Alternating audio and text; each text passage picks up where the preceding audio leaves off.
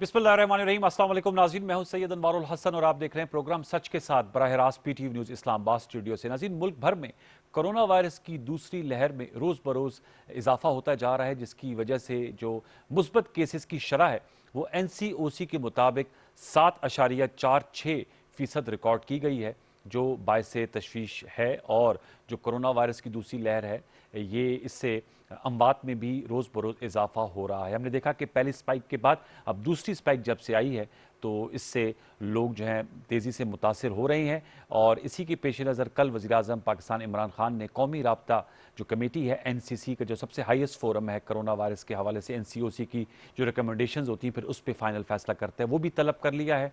आज मुल्क के तालीमी इदारों के हवाले से भी अहम फैसले किए गए। 26 नवंबर से मुल्क भर के तमाम तालीमी इदारे बंद किए जा रहे हैं, लेकिन होम लर्निंग होगी, यानी कि ऑनलाइन आप एजुकेशन हासिल कर सकेंगे।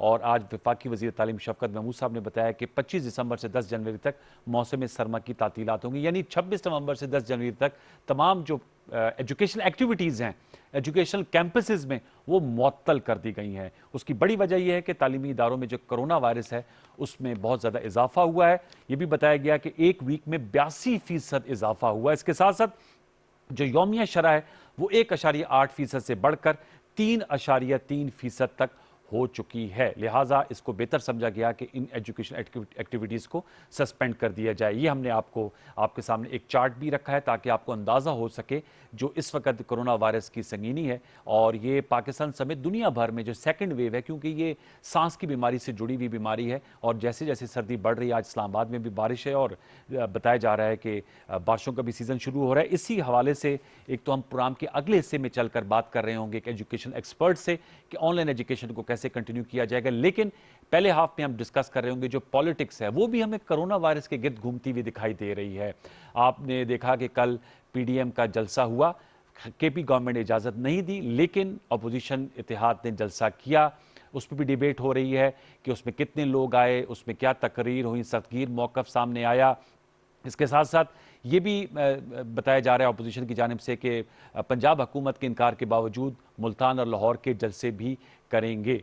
तो एक तो ये जानने की कोशिश करेंगे कि सेहत आमा का इशू है, क्या वजह है कि जब एजुकेशन एक्टिविटीज़ को सस्पेंड किया जा रहा है, टाइमिंग्स अब लगाए जा रहे हैं, जो हमारी शॉप्स के हैं, दुकानें हैं, या और जो हमारी इकोनॉमिक एक्टिविटीज़ हैं, तो पॉलिटिकल एक्टिविटीज़ को क्यों कर हम कुछ अरसे के लिए मुअत्तल नहीं कर सकते? क्या कोई ईगो का इशू आ गया है? क्योंकि प्राइम मिनिस्टर इमरान खान साहब ने भी ट्वीट किया और उन्होंने कहा कि अगर PDM के जलसों की वजह से इन्फेक्शन रेट बढ़ता है तो मुकम्मल लॉकडाउन की तरफ हम बढ़ सकते हैं। उसका इंदिया भी दिया है और इसके साथ साथ ये भी उनका कहना है कि इसकी जिम्मेदार PDM होगी। इस पर जरा गुफ्तगू करेंगे। दो नुमाइंदा शख्सियात हमारे साथ शरीक गुफ्तगू हैं। प्रोग्राम के पहले हाफ में शौकत यूसुफजई साहब TVU लिंक पर हमारे साथ मौजूद हैं, पेशावर से सूबाई वजीर हैं और आपके पेशावर जलसे के हवाले से वीडियो मैसेजेस भी हम देखते रहे और उन्होंने मास्क भी पहना है जो इसकी खमाजी करता है कि हमें केयर भी करना चाहिए। शौकत यूसुफजई साहब आपका बहुत शुक्रिया। फैसल करीम कुंडी साहब ने हमें ज्वाइन किया स्काइप पर। आप देखा आप जलसे में मौजूद थे। आपको हम वेलकम करते हैं। पाकिस्तान पीपल्स पार्टी के सीनियर रहनुमा हैं, डिप्टी सेक्रेटरी जनरल है KP में और फॉर्मर डिप्टी स्पीकर भी रह चुके हैं। मैं गुफ्तगू का आगाज़ फैसल करीम कुंडी साहब आपसे करूंगा। बताइएगा क्या वजह है कि आप लोगों ने चले एक शो ऑफ पावर करना था वो कर लिया, उसमें कितने कामयाब हुए? शौकत यूसुफजई साहब का तो ये कहना है कि PTI जब वक्त अच्छा आएगा जलसा करेगी और इससे बड़ा करेगी। मान लिया नंबर गेम में नहीं जाते, आपने जलसा कर लिया, आपने एक चीज स्टैब्लिश कर दी, तकरीर भी कर दी, क्या वजह है कि इस सूरत हाल के बावजूद आप लोग मुल्तान को जो 30 नवंबर का जलसा है उस पर भी कायम है और कहते हैं हमने लाहौर में भी जलसा करना है? तो सर इसको क्या मौखर नहीं किया जा सकता? आप पे क्रिटिसिज्म आ रहा है कि कराची और सिंध में तो आपने लॉकडाउन कर दिया जहां आपकी हुकूमत है, नून लीग ने आजाद कश्मीर में कर दिया, तो KP में और पंजाब में क्यों कर आप लोग बजीद है कि जलसे कर रहे हैं? फैसल करीम कुंडी साहब। बिस्मिल्लाहिर्रहमानिर्रहीम। अनवर साहब, आपने बात की है पिशावर में NOC मांगी थी जो कि हुकूमत ने नहीं दी। वो तो उनका एक जमहूरी हक है क्योंकि हमेशा ही अपोजिशन को NOC नहीं दी जाती। गुजरांवाला में भी जिस वक्त कोरोना की कोई सूरत हाल में थी उस वक्त भी इन्होंने जो है वो NOC नहीं दी। फिर उससे पहले वज़ीर आज़म साहब ने स्वात में जलसा किया, फिर मरीम नवाज साहबा ने भी स्वात में उनके बाद फौरन जलसा किया और उनको भी NOC नहीं दी। कल आप देखें, कल पीपल्स पार्टी PDM ने जलसा किया, लेकिन साथ साथ जमात इस्लामी ने भी वज़ीर आला खैबर पख्तूनख्वा के आबाई जिले में और जो है स्वात में जो है जलसा किया, उनको पेशावर हाई कोर्ट की इजाजत दी और उन्होंने किया। तो देखें, ये चीजें जब आप अदालत को भी मुतमईन नहीं कर सके, दूसरी बात ठीक है, मैं समझता हूँ कोरोना बिल्कुल एक बहुत ही इंपॉर्टेंट चीज है। हम पहले फेज में जब हम कहते थे तो ये हुकूमत वाले वज़रा साहबान, वज़ीर आज़म साहब हमारा मजाक उड़ाते थे कि जी। और मैंने खुद KPK में फर्स्ट फेज मैंने विजिट किया और KPK में कोई भी जो है SOP फॉलो नहीं की जा रही, खुद भी जो है ऐसी चीजें नहीं जा रही। फिर आप देखें कि हुकूमत के ऊपर ये देखें, कुछ दिन पहले खादिम रिजवी साहब मरहूम ने जो है वो एक जुलूस निकाला, पिंडी में जो है वो मोबाइल सर्विस जैम की गई और एक 2 दिन तक उनका प्रोसेशन चलता रहा, उनको भी नहीं रोका गया। फिर उनका जनाजा, क्योंकि उनके बहुत ज्यादा फॉलोअर्स थे, जी। उन्होंने जनाजे में आना था, उस पर भी कोई SOP हुकूमत को चाहिए था कि उस वो SOP फॉलो करते। लेकिन आप देखें, पब्लिक ट्रांसपोर्ट देखें, आप दफातर देखें, आप बाजारों में चले जाएं, आप PIA की साइट में चले जाएं, कहां पर जो है अब तक हुकूमत ने इम्प्लीमेंटेशन की है। फिर साथ साथ देखें, हुकूमत की जिम्मेदारी बनती है, हम तो ये कि चारों वज़ीर आला को बुलाते और उनसे साथ मीटिंग करके और पूछते कि क्या मतलब चीजें क्या एनसीसी चीज के फोरम जो पे है होती अडॉप्ट है करनी ना कुंडी चाहिए साहब? और सूबों में क्या सूरत हाल है। एनसीसी के फोरम आप पे वज़ीर आला पिछले के साथ देखें मीटिंग्स जब होती वज़ीर है ना आज़म सर? साहब सिंध गए थे, पहले उस फेज में जब गए थे तो उन्होंने सिंध के वज़ीर आला से मुलाकात करने भी गवार नहीं समझी और उनकी कैबिनेट से भी मुलाकात करना गवार नहीं समझी। देखिए, उस वक्त भी हम कह रहे थे जंगी सूरत हाल है, जंगी सूरत हाल में लोग जो है एक दूसरे के साथ मिलकर जंग लड़ते हैं, लेकिन उस वक्त भी इन्होंने जो है नहीं समझी। तो ये चीजें जो है इनकी अपनी जो है वो नॉन सीरियसनेस जो है वो हमें ये इनसे जवाब ले दिखाती है कि लेते। चीज है। जी अभी कुंडी उसके साहब, बाद हमारे उसका हमने हम जवाब लेते, नॉन NOC मांगी सीरियसनेस नहीं, का मुझे मेरा एक पता नहीं सवाल है। है उसके सर, बाद हम उनका हम मुल्तानी जवाब ले जा लेते रहे हैं, हैं। मुल्तानी मुझे पता है कि PTI की हुकूमत में इजाजत नहीं देगी, हम फिर भी जलसा करेंगे। उनके बाद लाहौर में, उसके बाद लाड़काना में है। तो PDM जो है वो अपने जलसे जो है जो शेड्यूल के चाहे मुताबिक है वो जितना करें। पॉजिटिविटी रेट बढ़ जाए, चाहे जितना पॉजिटिविटी रेट बढ़ जाए। दूसरा मेरा सवाल था इनकी सीरियसनेस का, मैं शौकत यूसुफजई साहब से जवाब लूंगा। आपसे मैं चाहूंगा, अपोजिशन को कहा जाता है ये गवर्नमेंट इन वेटिंग होती है, तो सर गवर्नमेंट इन वेटिंग की भी तो कुछ जिम्मेदारी, आप लोगों को भी तो कुछ जिम्मेदारी, आप भी पब्लिक के नुमाइंदगान हैं। मतलब आप लोग इस पे बजिद हैं कि आप लोग भी जाएंगे, खुद भी एक्सपोज होंगे। कल मैं देख रहा, बहुत बड़ा स्टेज था, लोग मौजूद थे, जो आपके हिमायती लोग आएंगे वो भी साथ खड़े होंगे, बहुत से लोगों ने मास्क नहीं पहना हुआ था। तो क्या वजह है, ये कुछ जिद की वजह, जिदबाजी हो गई है कि लोगों की जानों को क्यों आप लोग इस तरह डालना चाह रहे? जरबत है, आप मुहब्बे वतन है, वी अंडरस्टैंड कि आप लोगों की एक पॉलिटिकल स्टैंडिंग है, आपका एक पॉलिटिकल इशू है, लेकिन बाज दफा गवर्नमेंट इन वेटिंग ऑपोजिशन भी जिम्मेदारी का सबूत दे सकती है और आप वॉलंटरीली कह कि ठीक है जी हम जनवरी में कर लेंगे, जैसे अगर हालात बेहतर होते हैं। देखिए, हमें कोई जिद नहीं है, ना हम जिद करना चाहते हैं, हमें जमहूरी तरीके से देखें। अब रिसेंटली आप देखें, कल इनके एक MNA हैं अब्बासी साहब मरी से, वो एक मीटर की फतह कर रहे थे, उन्होंने कितने लोगों को जमा किया हुआ था। फिर आप कल देखें, फिरदौस आशिक अवान इनकी एक वो है, स्पोक्स पर्सन है जी जी। या स्पेशल असिस्टेंट है पंजाब में, उन्होंने भी फंक्शन किया। ठीक है, तो वो मतलब है कि वो तो नजर नहीं आता। मतलब अगर वो हमने भी करेंगे तो तो ओपन आप एयर में जैसा करेंगे? किया था, हमने भी किया। हमारी हमारी कोशिश है कि हम SOP फॉलो करें, कहें लोगों से बार बार कह रहे हैं चले। मास्क पहने, सैनिटाइजर का इस्तेमाल करें, SOP फॉलो करें जो कि SOP हैं WHO के, उसके ऊपर फॉलो तो नहीं हम ये होते ना कर रहे हैं। हमारी कोशिश फैसल है कि हम साहब? इस चीज को फॉलो करें, हम कर रहे हैं। लेकिन साथ साथ आप देखिए, हुकूमत की तरफ से भी देखें ना, वो भी तो प्रोग्राम चले कर रहे हैं, क्या उन्होंने रोक दिए? क्या मैंने जो 2 मिसालें कर दी, इसकी दी हैं, या फिर मैंने खादिम रिजवी चले, साहब जरा ये मरहूम की शौकत मिसाल यूसुफजई दी है, साहब से पूछ तो लेता क्या हूँ। इसकी हुकूमत सीरियस से थी? जी कुंडी कुंडी साहब ने मौकफ उठाया। शौकत यूसुफजई साहब, सर बताइएगा, आपका भी आबाई इलाका है मालाकंड, ये बताइएगा ये जो कुंडी साहब कह रहे हैं ये क्या वजह है कि पेशावर में इजाजत नहीं दी? आपने वीडियो मैसेज में भी कहा कि ये जो एक्टिविटी कर रहे हैं ये गैर कानूनी है। स्वात में ग्रासी ग्राउंड पे सिराजुल हक साहब तकरीरें कर रहे थे और वहां भी लोगों ने मास्क नहीं पहने हुए थे, वो क्यों इजाजत दी? शौकत यूसुफजई साहब जरा बताइएगा इसका। बिस्मिल्लाहिर्रहमानिर्रहीम। देखिए जी, पहली बात तो ये है कि हमारे अपने भी जलसे हो रहे थे और उसमें इन्होंने जो कहा कि पहले इन्होंने स्वात में किया, फिर हाफिज़ाबाद में किया, फिर हमने 21 को पेशावर के अंदर बहुत बड़ा जलसा करना था, उसके लिए हमारी तैयारी भी मुकम्मल थी। लेकिन जैसे NCOC की रिपोर्ट आई, और आपको पता है कि रोज़ाना की बुनियाद पे NCOC जो वो बाकायदा फिगर जारी होती है और उन फिगर्स पे पूरे चारों सूबे अमल करते हैं, क्योंकि उनमें चारों सूबों के स्टेक्स होते हैं जी। अब इन्होंने कहा कि देखिए, जब NCOC की मीटिंग होती है तो चारों सूबों के वज़रा आला उसके अंदर होते हैं, चाहे वो एजुकेशन का इशू हो, चाहे वो दूसरा इशू हो, अब आप देखें कि कराची में जिस तरह आपने कहा, कराची में, हैदराबाद के अंदर आज लॉकडाउन शुरू हुआ, कराची में उस दिन शुरू हुआ, अभी किसी और जगह शुरू होगा। ये कहते हैं कि जब हम अपने लोगों को तहफ़्फ़ुज़ देना चाहते हैं, लेकिन मैं इनसे सवाल पूछना चाहता हूं कि आप वहां तो आप लॉकडाउन कर रहे हैं, पेशावर में आप कहते हैं कि जी हम लॉकडाउन नहीं करेंगे, लोगों को सड़कों पे लाएंगे। क्यों? यहाँ लोगों की ज़िंदगी आसान है, अरजान है, खून अरजान है, क्या वजह है? ये बहुत बड़ा क्वेश्चन बनेगा और ये हम पूछेंगे, क्योंकि देखिए अगर आपने ये जिद करना है कि हमने पहले क्यों किया, भाई उस वक्त सूरत हाल ये थी कि 1.1% चल रहा था उस वक्त जी। तो 1% चल रहा था, उसके फौरन बाद 2 हफ्ते बाद जब रिपोर्ट्स आना शुरू हुई वो 9% पे चला गया। जब 9% पे चले गए तो हमने अपनी एक्टिविटीज़ मुअत्तल कर दी। हमने आपसे भी रिक्वेस्ट किया, हमने वज़रा की कमेटी, महमूद खान साहब वज़ीर आला जो है उन्होंने बाकायदा कमेटी बनाई वज़रा की और मैं उसमें शामिल था। हमने पूरी कोशिश की, अपोजिशन से रब्ता किया, उन्होंने हमसे कमिटमेंट की कि जी अगले दिन 4 बजे हम असम्बली सेक्रेटरीट में मिलेंगे। हम वहाँ जाके 3 बजे से जाके इंतज़ार करते रहे, 5 बजे तक ये लोग नहीं आए और हम आखिर में जवाब क्या है कि जी हम मुज़ाकरात नहीं करना चाहते, हम तो ज़रूर जलसा करेंगे।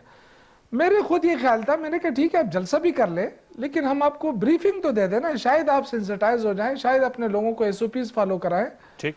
लेकिन किसी ने गवारा नहीं किया आना, बस जिद है कि जी हमने तो जलसा करना है। अब देखिए जहाँ तक कोविड-19 के ताल्लुक है, जो पॉलिसी पिछली दफ़ा वज़ीर आज़म इमरान खान ने अपनाई, सारी अपोजिशन कहती रही जी कंप्लीट लॉकडाउन कर दें। इमरान खान ने कहा नहीं, आज वही जो स्मार्ट लॉकडाउन, छोटा लॉकडाउन, ये सारी चीज़ें जो है पूरी यूरोप, पूरे उसमें दुनिया अपना रही है और इनको अप्रिशिएट किया जा रहा है कि ये ज़बरदस्त फैसिलिटी दी गई है। अब ये जो जिस तरीके से देखें, हमें सबसे इंपॉर्टेंट चीज़ क्या है हमारे लिए हेल्थ है और सेकंड एजुकेशन है। आपका हेल्थ सिस्टम जो है ओवर बर्डन होता जा रहा है आहिस्ता आहिस्ता। फिर इसके बाद आपने अनफॉर्चुनेटली अब जो एजुकेशन सिस्टम है उसको आप ज़्यादा देर तक कायम नहीं रख सकते जी। इसी तरह अगर आप मजीद जल्द से जुलूस पे निकल आएंगे, आपके बाजार भी बंद हो जाएंगे। तो आप चाहते क्या है इस मुल्क के अंदर, क्या चाहते हैं? आपने जलसा कर लिया, हमने आपको खुली छुट्टी दी, हमने किसी किस्म की रुकावट नहीं डाली, आप कितने लोग निकाल सके? फर्क क्या पड़ा? मतलब हुकूमत को क्या फर्क पड़ा? यही फर्क है ना कि आवाम को नुकसान होगा, शायद आपकी वजह से आवाम को नुकसान हो जाए। हम मॉनिटर कर रहे हैं उन जहाँ जहाँ से लोग आए थे और मैं पेशावर के लोगों के मशकूर हूँ कि उन्होंने बिल्कुल इनको डीलेफ्ट किया, बिल्कुल उन्होंने बॉदर ही नहीं किया कि यहाँ पे कोई जलसा हो रहा है। लेकिन जो बाहर से लोग लाए गए, किरायों पे लाए गए, गाड़ियों भर भर के लाए गए, तो वो जो लोग थे उनके बारे में हमें कंसर्न है। हम उनकी मॉनिटरिंग जरूर कर रहे हैं, हेल्थ सिस्टम भी, हेल्थ डिपार्टमेंट भी कर रहे हैं, ताकि हम देख सकें कि खुदा न खास्ता उनको कोरोना ना हुआ हो, कोई उनको मुश्किलात ना हो। तो अच्छा शौकत साहब, एक और सवाल मैं अगेन ये रिक्वेस्ट करूंगा जी। देखिए शौकत साहब, सवाल ये है कि आपने कहा कि आप लोग मॉनिटरिंग कर रहे हैं, आप लोग टेस्टिंग भी करेंगे, आप कह रहे हैं आप कोरोना की वजह से जलसे मत करें। वो कहते हैं कुंडी साहब कि हम मुल्तान का भी करेंगे, लाहौर का भी करेंगे और हमें NCO ना भी मिले इजाजत तो हम फिर भी करेंगे। रियासत हुकूमत क्या इन्हें रोकेगी या सिर्फ ये आप लोगों की अपील जाएगी, आप लोग मीटिंग के लिए रिक्वेस्ट करेंगे, ये नहीं आएंगे, या इनको इंतजामी तौर पे रोका जाएगा? कैसे डील किया जाएगा अगर ये कहते नहीं हम करना चाहते हैं? तो बस ये बयानिया रहेगा या कोई अमली स्टेप्स भी लिए जाएंगे? देखिए चूंकि ये हमारा पेशावर का जलसा जो है वो चूंकि चीज़ें अचानक शुरू हो गई, एकदम कोरोना ऊपर जाने लगा और हमने सख्ती इसलिए नहीं की कि ये ना हो कि लोग ये समझे कि भाई ये शायद घबरा गए हैं इसलिए उनको रोकना चाहते हैं।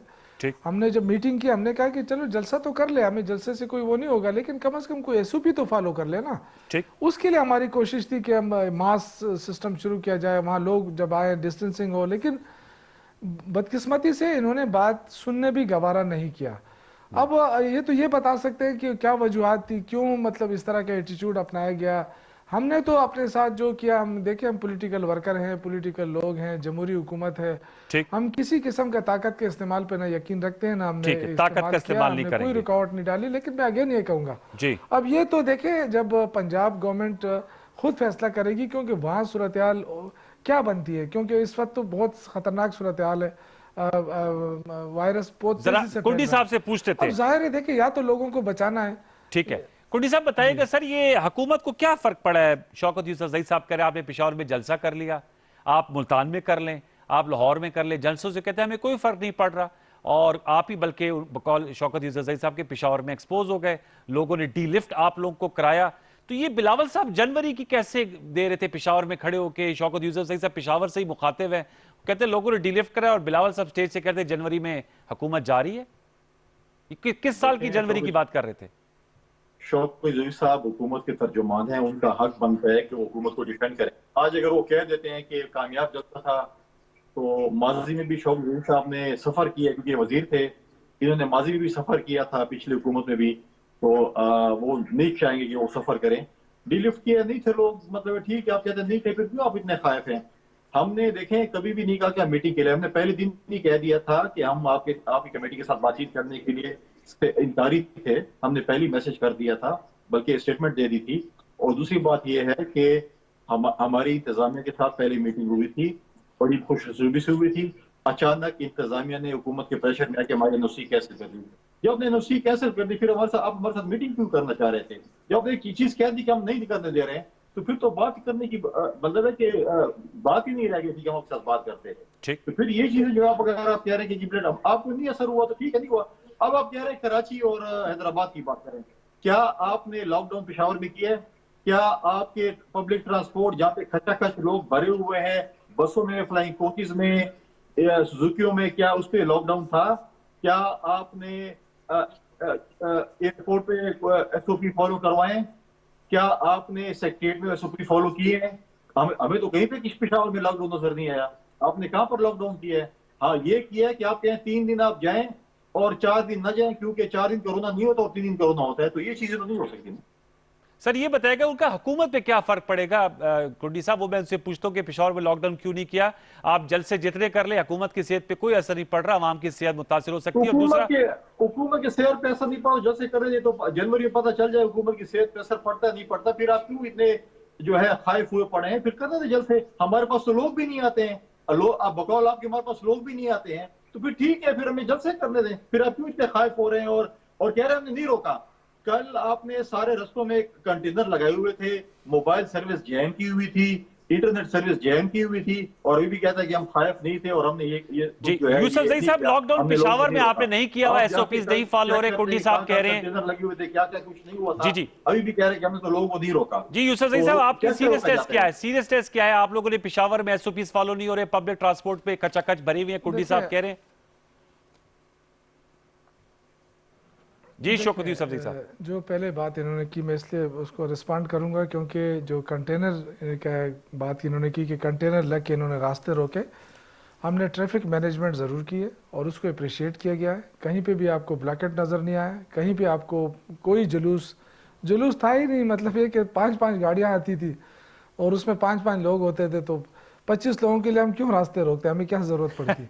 तो इन्होंने इसका एसओपीज को फॉलो किया 25 लोगों के लिए। मेरे ख्याल से मैं ये एक अर्ज करूं, देखें जो भी हुआ, चलो अपोजिशन करती है जल्द से जुलूस, और ये उनका हक भी है, हर उसमें करती है, लेकिन जो मेन चीज़ है कि देखें अपोजिशन आपको अपने आप को क्यों बड़ी उज़्ज़मत समझती है जो नेशनल इश्यूज आते हैं, क्योंकि वो तो इक्वली रिस्पॉन्सिबिलिटी होती है हम सब की। हम जब असम्बली में बैठते हैं ना, लोगों की नुमाइंदगी करते हैं, तो ये एक अलग चीज़ है कि हम हुकूमत में है, ये अपोजिशन, कल हम अपोजिशन में होंगे, ये हुकूमत में हो सकते हैं, इसमें तो कोई वो नहीं है। लेकिन क्या हमारी रिस्पॉन्सिबिलिटी सिर्फ उस वक्त होती है जब हुकूमत में हम होते हैं, उस वक्त हम फील करते हैं कि जी हमारी रिस्पॉन्सिबिलिटी है?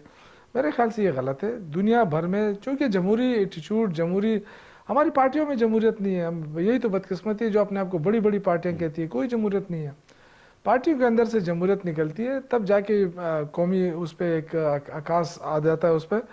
लेकिन मैं अगेन ये सिर्फ ये पूछना चाहता हूँ अपने भाई से, फैसल भाई जो है वो बड़े अच्छे इंसान है, और दूसरी बात ये कि एक वर्कर हैं और ये भी हमेशा से, लेकिन मैं इनसे पूछना चाहता हूँ कि मौलाना फजलुर रहमान साहब ने जो कल खिताब किया जी, उसमें जो उन्होंने बयानिया दिया कि ये जंग शुरू हो गई है और इस जंग से पीछे हटना गुनाह कबीरा है, तो ये क्या उस फितवे से इत्तेफाक करते हैं? जी कुंडी साहब, उस फतवे से आप इत्तेफाक करते हैं?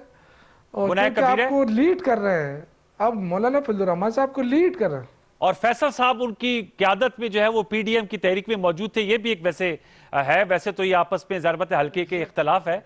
तो कुंडी साहब, आप मौलाना फजल रहमान साहब के फतवे को लब्बैक कहते हैं? गुनाह कबीरा है ये? देखिए, फतवा नहीं था, हमने एक स्पीच की है कि हमने एक हुकूमत के खिलाफ एक जंग शुरू की है और इससे हम पीछे नहीं हटेंगे। पीडीएम की कोई भी जमात और पीडीएम की कोई भी जमात, सबने कहा है कि हम इस नहीं उसमें नहीं नहीं नहीं नहीं पीडीएम नहीं के नहीं, हर फोरम पे जो भी पीडीएम की फैसल भाई लीडरशिप ऐसा नहीं था, फैसले ऐसा नहीं करेगी, था। हम आप पीडीएम के देखें, फैसलों की आप वहाँ पाबंदी है। मौजूद थे। दूसरी बात है, आप शौकत जोशी साहब ने बड़ी अच्छी बात की है। अगर ये चीज थी, ये हुकूमत और अपोजिशन दोनों का हक बनता है। क्या शौकत जोशी साहब की हुकूमत, क्या आपके वज़ीर आला साहब ने या आपके सूबाई असेंबली स्पीकर साहब ने कोई मीटिंग कॉल की? क्या उन्होंने पार्लिमानी लीडरों को इस सिचुएशन पे ब्रीफ किया कि ये सूबे में कोरोना फैल रहा है, हमें ये एसओपीज फॉलो करने चाहिए, हमें एक मैसेज देना चाहिए? कि नहीं, जब जलसा था तो फिर आप हमें ब्रीफ करना चाहते थे। आप तो ये था कि स्पीकर साहब या वज़ीर आला साहब अगर इतने सीरियस थे तो वो पार्लिमानी पार्टी को कम मीटिंग बुला लेते, पार्लिमानी हेड्स की पहले से, और ब्रीफ कर दे कि हमारे सूबे में ये सिचुएशन चल रही है, ठीक। ये चीजें।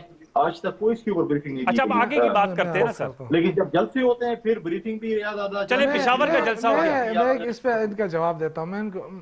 जी जी जी, मैं यूसुफ इनको साहब जवाब दीजिएगा देता हूँ। जवाब।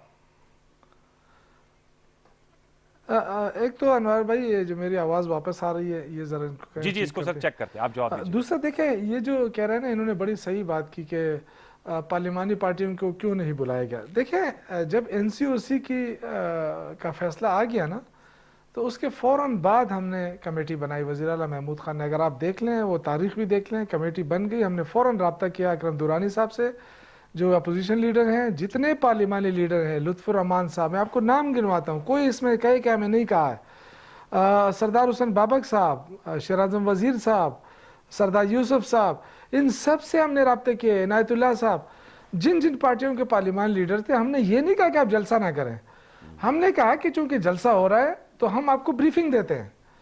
तो हम ब्रीफिंग जो है वो कोरोना के लिए दे रहे थे, हम जलसे के लिए नहीं दे रहे थे। लेकिन हमारा ये ख्याल था कि आप लोग, आपकी जो लीडरशिप है वो संजीदगी का मुजाहरा करेगी, हमारे साथ बैठेगी। जमहूरियत देखे ना, आप कहते हैं रिवायात, जब भी कोई बात होती है खैबर पख्तूनख्वा के एनपी वाले या दूसरे वाले कहे जी हाँ रिवायात है, तो उस रिवायत में फिर हमारे साथ कमिटमेंट क्यों की? हमें ये बताया गया जिस दिन हमने बात की कि भाई कल आपने से हमने मिलना है, हम आपको ब्रीफिंग देना चाहते हैं, कहते जी हम आएंगे। 4 बजे का टाइम दिया, असम्बली सेक्रेटरी हमने मुंतखब की जगह, हम 3 बजे से पहुंच गए। हमने कहा हो सकता है कोई आगे पहले पहुंच जाए तो अच्छा नहीं लगेगा, हम होस्ट है। आप यकीन करें 5 बजे तक फिर इनकी जो इतला आई कि जी वो कहते हैं जी हमने तो मिलना ही नहीं है। अब सारा मीडिया बैठा हुआ था, कम से कम देखें आप ना, आप जलसा वहां आके कह देते कि हमने जलसा करना है, हमें खुशी होती, कोई इशू तो नहीं था ना। चल, लेकिन जो एटीट्यूड अपनाया गया वो देखें, वो अच्छा असर नहीं कुंडी किया। साहब, अब ये आगे की बात करते रहे सर। ये तो हो गया जलसा, तो आपने कर लिया, अब आप मुल्तान में भी जलसा करेंगे और वहां पर भी इजाजत नहीं दी जा रही। तो मैं ये जानना चाह रहा हूं कि जनवरी में आप कह रहे हैं कि हुकूमत भी चली जाएगी, इन जलसों से क्या वाकईतन आप समझते हैं, आप तो एक वर्कर हैं, आप ग्राउंड पे रहे हैं, तो क्या इसी तरह ये पीटीआई वाले आप ख्याल में जनवरी में हुकूमत चली जाएगी और आपके जलसों से इतने इन्फ्लुएंस हो जाएंगे, इस वजह से आप ये मुल्तान का जलसा फॉरगो करने के लिए तैयार नहीं है? देखिए, बिल्कुल हमारा मुल्तान में भी जलसा है, उसके बाद लाहौर में भी है, और 22 दिसंबर को लाड़काना में भी है। बिल्कुल हम समझते हैं कि इस उस पर जो है हुकूमत, बिल्कुल हमने जनवरी की डेडलाइन दी और इंशाल्लाह आप देखेंगे कि जनवरी में हुकूमत जाएगी। हमारे पास बहुत से और भी है, देखें उसके बाद किस पीडीएम तरह की तरीकाकार क्या होगा सर? फैसला करेगी कि लॉन्ग मार्च करना है, पार्लियामेंट से हिस्से लेने हैं, क्या करना है, वो पीडीएम की जो है लीडरशिप फैसला करेगी, या आदम एतमाद की तहरीक लेके आनी है। सारे ऑप्शंस हैं जिसपे जो है वो पीडीएम की लीडरशिप बैठ के फैसला करेगी। जो भी फैसला करेगी उस पर जो है पीडीएम सारा जो है वो अमल दरामद करेगी। मैं एक बात शौकत जोशी साहब की तस्दीक करना चाहूँ कि पीपल्स पार्टी ने नहीं कहा था कि हम मीटिंग में आएंगे।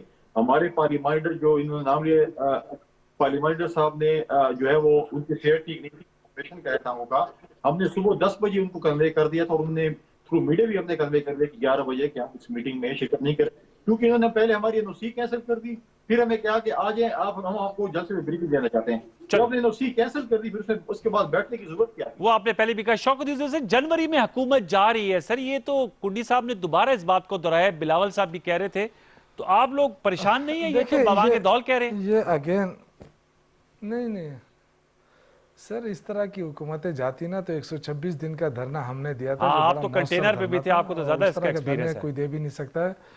ये तो 126 दिन हमने दिए, तो 26 दिन भी नहीं दे सकते, क्योंकि यहाँ हमने देख लिया ना कितने लड़े हैं। मेरे पास फुटेज है, अगर आपको चाहिए तो मैं आपको भिजवा दूँ।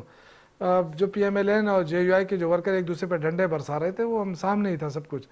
ये नहीं चल सकते आगे। देखिए ये तो चीज़ें, लेकिन मैं एक चीज़ इनसे पूछना चाहता हूँ, जो मिसाकी जमहूरियत इन्होंने किया आपस में दोनों ने, इस मिसाकी जमहूरियत का मतलब क्या था कि बस हम दोनों के अलावा कोई तीसरा नहीं आएगा? मतलब तो यही हुआ। फिर जो आप जमहूरियत जमहूरियत कहते रहे, आपने कहा जमहूरियत के लिए बड़ी कुर्बानियाँ दी, तो जमहूरियत की ये निशानी है कि आप जाके ज़बरदस्ती किसे कहें जी इस्तीफ़ा दें, या किसी और को कहें कि जी आ जाए इस्तीफ़ा ले ले और हमें हवाले कर दें? ये जमहूरियत है, इसके लिए कुर्बानियाँ दी थी। तो ये जो चीज़ें ना, देखें ये बड़ी बदकिस्मती है हमारी कि हम जो है ना, सिंध में हुकूमत है इनकी जी, अगर ये समझते हैं कि हमारी हुकूमत ठीक नहीं चल रही, ये पूरा सूबा है, इस्तीफ़ा वहाँ से शुरू कर दे। ये तो क्योंकि बात हम तो सारे एक दिन इलेक्ट हुए हैं सारे। आप समझते हैं कि जी हुकूमत ठीक नहीं है, एहतजाज कर दे, वहाँ से इस्तीफा दे के शुरू कर दे। कुंडी साहब, जितने आपके मेंबरान बैठे हैं सब ने सबको बाहर कर दे। ये तो शौकत मौलाना यूसुफ- फजल रहमान साहब के बेटे को कहें जी इस्तीफा दे के बाहर आ जाए, हाँ, तो फिर बात बनेगी ना। यस, अब ये तो कोई बात नहीं है कि आप अपनी पूरी मराहत लें जितना, और हवाला ये देखिए जी आप लोगों ने जो इस्तीफा नहीं दिए थे, भाई हमने नहीं दिए थे, अब हमारी सिचुएशन तो कुछ और थी ना, हमने धरने क्यों दिए थे? वैसे शौकत 4 यूसुफ हल्कों ज़ई से साहब- बात शुरू हुई थी। शौकत हम साहब, कह आप रहे थे लोग 4 की हल्के। भी, शौकत यूसुफ ज़ई साहब, आपकी भी KP में गवर्नमेंट थी, आप लोगों को भी इस्तीफा नहीं दिया था धरने के दिनों में, आप वजीर थे। देखिए मैं हमारा तो रीजन था ना सर, हम तो हुकूमत देखे ना, हम तो कह रहे थे कि 4 हल्के खोले। हमारा एहतजाज किस लिए था? इनके एहतजाज किस लिए, आप मुझे बताएं। किस लिए हमारा एहतजाज है तो कुंडी चैनल था साहब? ना, हम तो देखे अदालतों में गए सर, हम अदालतों में गए, अदालतों से हमने रिक्वेस्ट की, नहीं माना गया, फिर उसके बाद हम जाके हमने धरने दिए। चले कुंडी और साहब एक से पूछ जेन्युइन लेते हैं। काज के लिए दिया। अगर APS का वाकया ना होता तो हमारा तो धरना जारी रहता। लेकिन इनका जो है, मुझे कोई बताए कि अभी कौन सी ऐसी चीज आ गई है कि इनको अभी अचानक पता चला कि जी ये हुकूमत है तो बस पता नहीं क्या हो जाएगा। यार खुदा के लिए जनवरी फरवरी तक इंतजार कर लें, जनवरी फरवरी में फिर दोबारा निकले, ठीक हम है। आपको फैसिलिटेट भी करेंगे। चले जी, कुंडी साहब से इस जवाब वक्त ले लेते हैं कोरोना इसका, की फिर जो हमने सूरत अपना हाल है, वो सेगमेंट को इंतहाई क्लोज करना है। जी खतरनाक कुंडी है। साहब, कॉज क्या आपका, मेन कॉज क्या है? शौकत यूसुफ ज़ई साहब कह रहे हैं भाम है, उन्हें नहीं मालूम, आप क्यों हुकूमत को गिराने के दर पे हैं? हम शौकत यूसुफ साहब की पार्टी की तरह नहीं है। इन्होंने कौमी असम्बली से इस्तीफे दिए थे, फिर वो इस्तीफे ले लिए, वो जो मराद जो इस्तीफे के दौरान थी वो भी ले लिए। आपकी लीडरशिप ने कहा कि आप इस्तीफा दें, आपकी सूबाई हुकूमत ने इस्तीफा नहीं दिया। हमारी लीडरशिप आज कहे कि इस्तीफा दें, हमारी सूबाई हुकूमत भी इस्तीफा देगी, सब देंगे। लेकिन दूसरी लीडरशिप बात कहेगी, क्या हमने कहा, हमने भी इसी तरह कहा कि इलेक्शन में धांधली हुई है। आपने एक पार्लिमानी कमेटी बनाई है जिसको परवेज खटक साहब लीड कर रहे हैं। एक मीटिंग के बाद उन्होंने दोबारा मीटिंग कॉल नहीं की। हम बार बार कह रहे हैं मीटिंग कॉल करें, वो मीटिंग कॉल नहीं कर रहे थे। आज जब वो मीटिंग कॉल नहीं कर रहे तो हमारे पास रोडों पे आने के अलावा कोई रास्ता नहीं था। और आप देखेंगे कि ये तहरीक, आप ये कह रहे हैं ना कि ये हमने 120 धरना दिया, आप तो उंगली के इशारा बार बार कह रहे थे कि उंगली उठने वाली है एम्पायर की और हम जाएंगे। हम उंगली के इशारे के इंतजार में नहीं है। हमने यही कहा था कि 2018 में ये हुकूमत हम पर मुसल्लत की गई है। अच्छा। ये साजिशदा जो है इलेक्शन था, हम उस पर कमेटी बनी। आप मुझे बताओ पार्लिमानी कमेटी की एक मीटिंग के बाद कितनी मीटिंग्स हुई हैं? तो- परवेज खटक जो है वो मीटिंग कॉल नहीं करते। जब बार बार कुंडी साहब, वक्त खत्म हो रहा है, लेकिन सर वो धांधलीज़दा इलेक्शन में पीपल्स पार्टी सिंध में जीत गई। इस हुकूमत के खिलाफ, इस हुकूमत को जो है ये वक्त मेरा बिल्कुल खत्म हो रहा है। जी शौकत साहब, बिल्कुल ब्रीफली सर, वक्त खत्म हो रहा है, जी बताइए।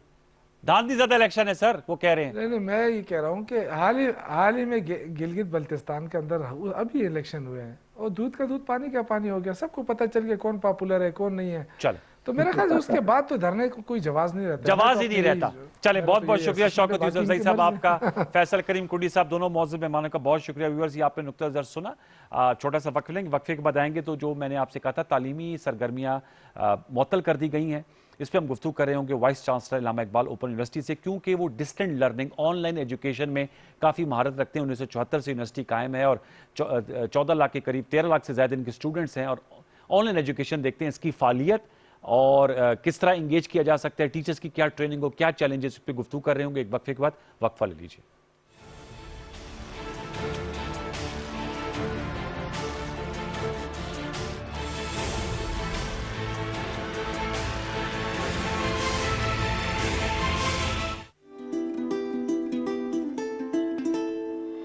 कोरोना ने दूसरी दफा हम पे हमला किया, मगर हम भी तैयार हैं, डट के मुकाबला करेंगे। लेकिन मुकाबला करेंगे कैसे? पहले से भी ज्यादा एहतियात करके। तो आइए एक दूसरे से मिलकर वादा करते हैं कि फेस मास्क ज्यादा से ज्यादा इस्तेमाल करेंगे और अपने हाथों को बार बार सैनिटाइज करेंगे। एक दूसरे से 6 फीट का फासला रखेंगे, ज्यादा रश वाली जगहों पर जाने से इज्तिनाब करें। आइए हम सब मिलकर कोरोना को शिकस्त दें। अब एहतियात और भी ज्यादा। अब एहतियात और भी ज्यादा। अब एहतियात और भी ज्यादा। अब एहतियात और भी ज्यादा।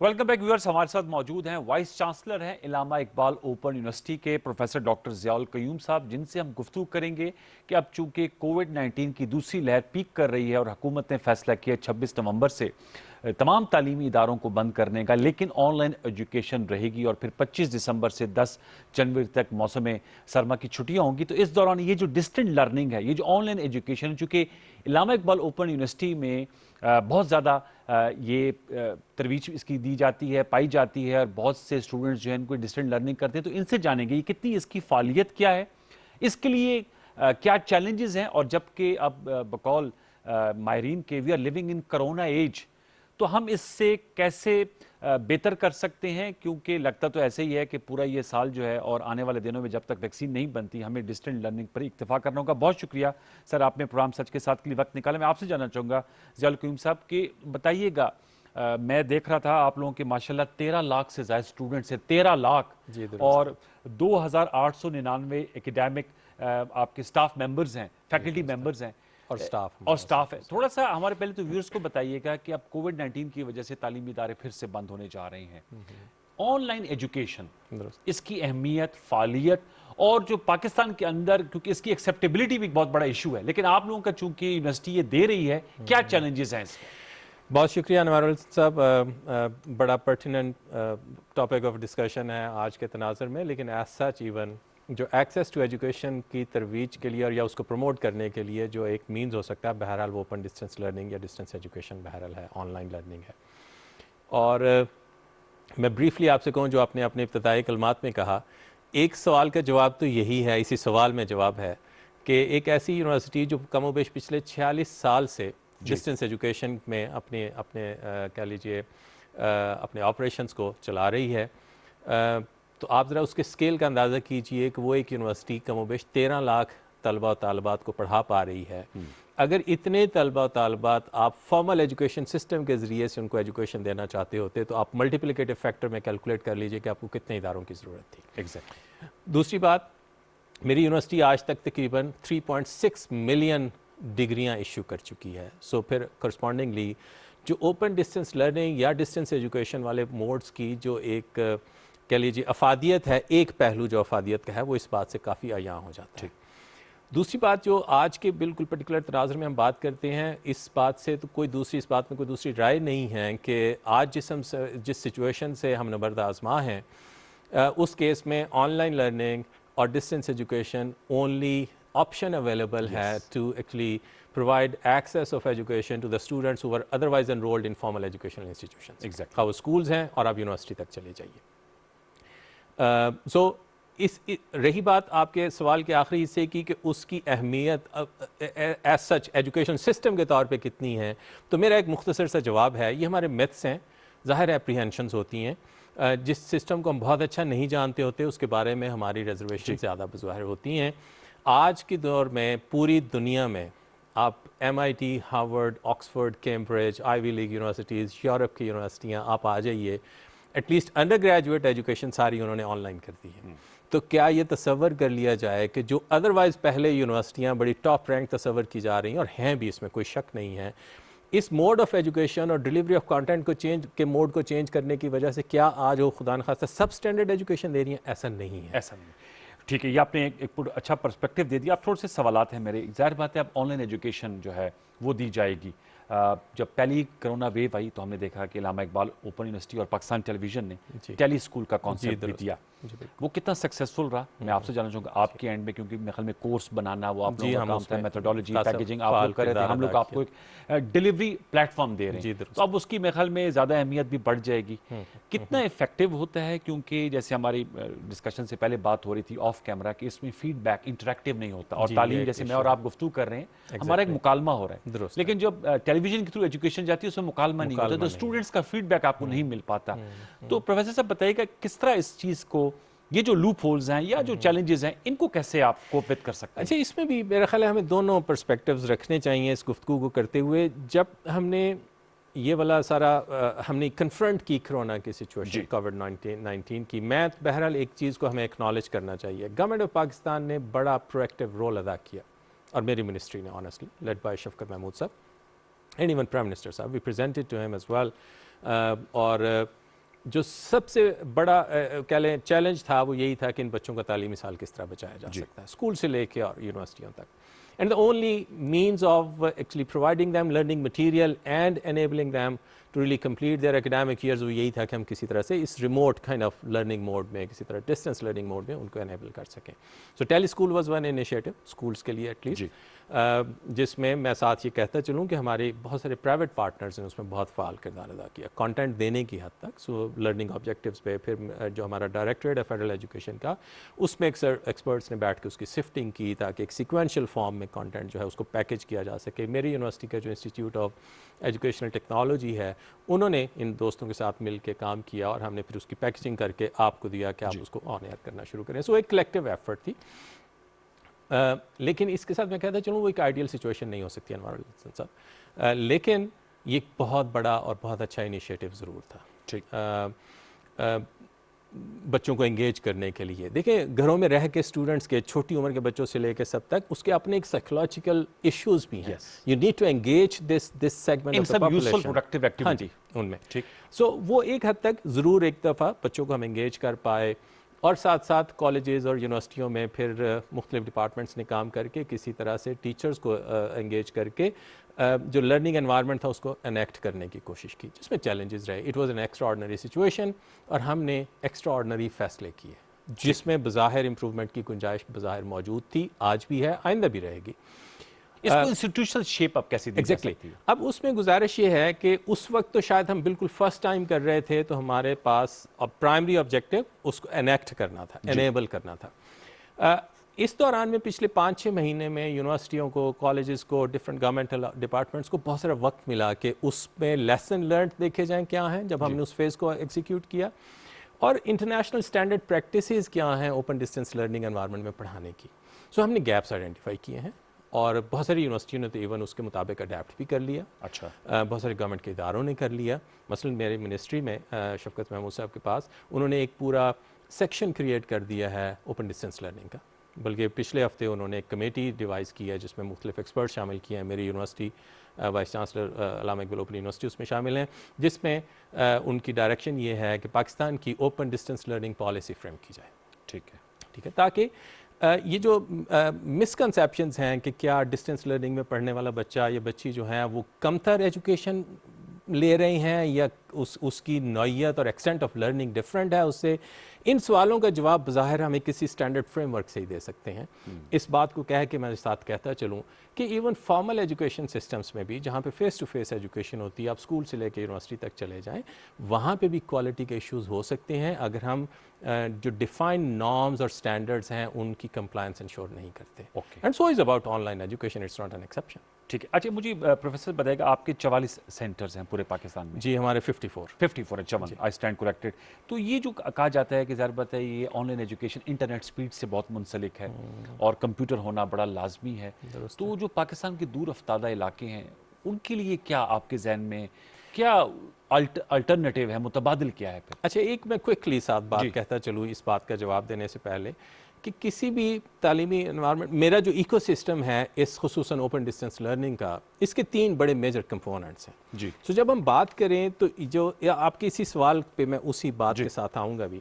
एक है कि कंटेंट डेवलपमेंट क्या है, कंटेंट को डिज़ाइन किया, मवाद जो आप पढ़ा, जो मवाद पढ़ाना है वो हम फेस टू फेस के लिए भी डिज़ाइन करते हैं, एक करिकुलम। वो फ़र्क होता है, ये भी मैं ज़रा। हाँ जी, इसमें देखिए फ़र्क ये है ना, जैसे मैं क्रूड सी मिसाल दूं, मैं बहुत आपकी इस एनवायरनमेंट से तो फेमिलियर नहीं हूँ लेकिन शायद मैं समझा सकूँ कुछ थोड़ा सा, कि एक है मोड जिसमें आपको प्री रिकॉर्डेड फ़र्ज़ करें प्रोग्राम लेते हैं, उसकी आप साउंड क्वालिटी भी बेहतर कर लेते हैं कहीं पे, उसकी वीडियो क्वालिटी भी बेहतर कर लेते हैं, और एक है बिल्कुल लाइव प्रोग्राम है। सो उसकी रिक्वायरमेंट्स डिफरेंट होंगी, रिकॉर्डिंग की भी और आई मीन कंटेंट की भी। ठीक है, जो एंकर्स हैं उन साहबान की ट्रेनिंग की भी, एबिलिटी की भी, ठीक है। So is about distance education as well. तो मतलब टीचर्स ट्रेनिंग भी वेरी करिकुलम वो है, ओके, लेकिन उसका इंस्ट्रक्शनल डिज़ाइन डिफरेंट है जब हम उसको कंटेंट को डिज़ाइन करेंगे बेसिकली, कि उसको डिलीवर करना है जब हमने स्टूडेंट्स की तरफ।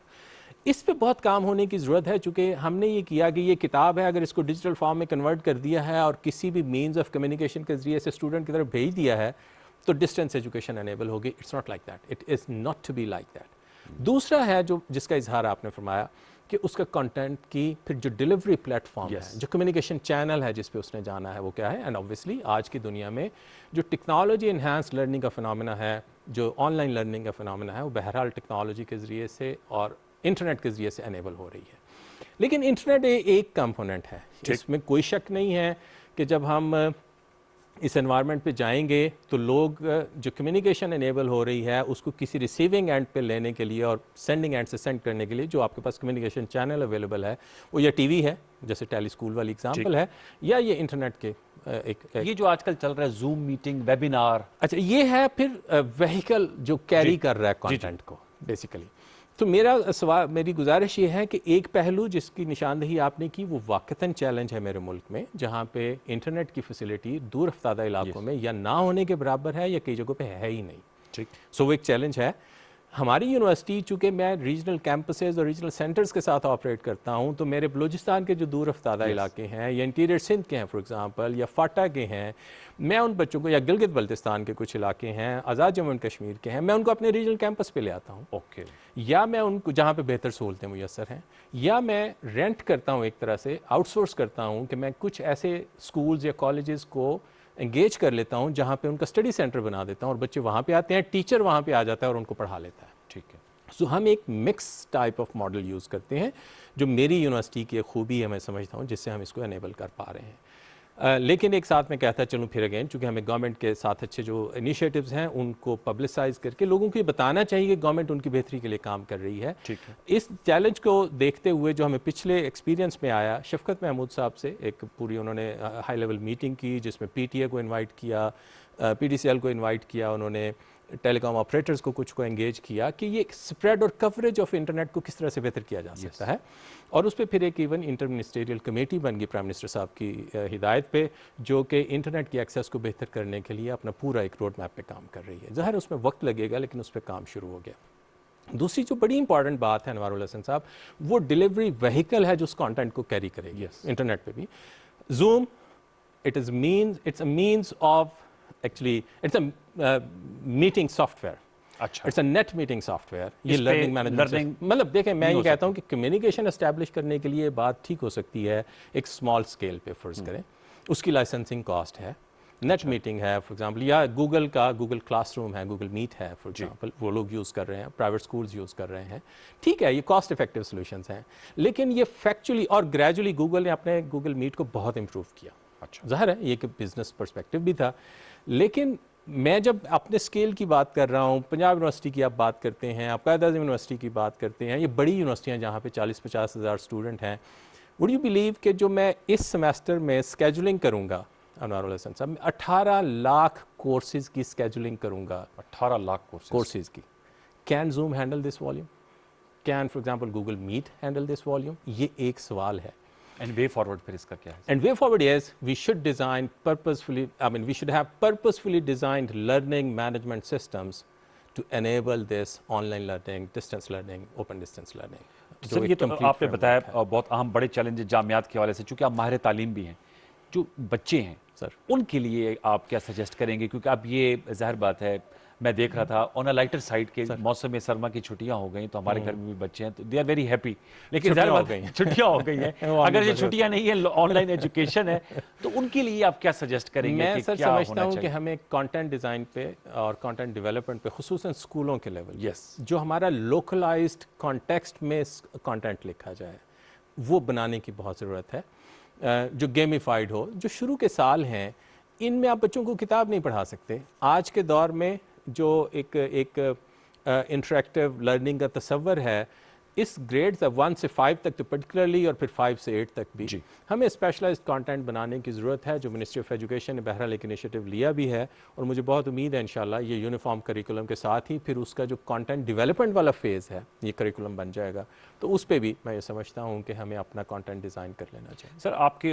हॉस्टल भी होंगे, कमिंग बैक टू द जो गवर्नमेंट के मेजर्स हैं, तो उसके लिए अब आप लोगों की पॉलिसी यही है कि 25% जो है जामियात के हॉस्टल्स में अच्छा, स्टूडेंट्स अनवारुल रह हसन सकें? साहब, उसमें मैं एक बहुत अदब से गुजारिश करना चाहता हूँ। आप फर्ज कीजिए एक इदारा है जिसमें 50,000 बच्चे पढ़ते थे जी। अब थोड़ी देर के लिए अनवारुल हसन साहब यूनिवर्सिटी लाइफ में वापस चले जाएं, और किसी दिन क्या अनवारुल खूबसूरत हसन ज़िंदगी साहब थी से, वैसे। बहुत खूबसूरत जगह, इसी खूबसूरती की वजह से पूछ रहा हूँ, क्या आप स्टूडेंट्स को कहें कि जी आप 25% स्टूडेंट जो हैं वो सिर्फ हॉस्टल में रहेंगे और बाकी 75% आप चले जाएं, या 25% आज एक हफ्ता रहें या 2 हफ्ते रहें और फिर 25% बाद में आ जाएं?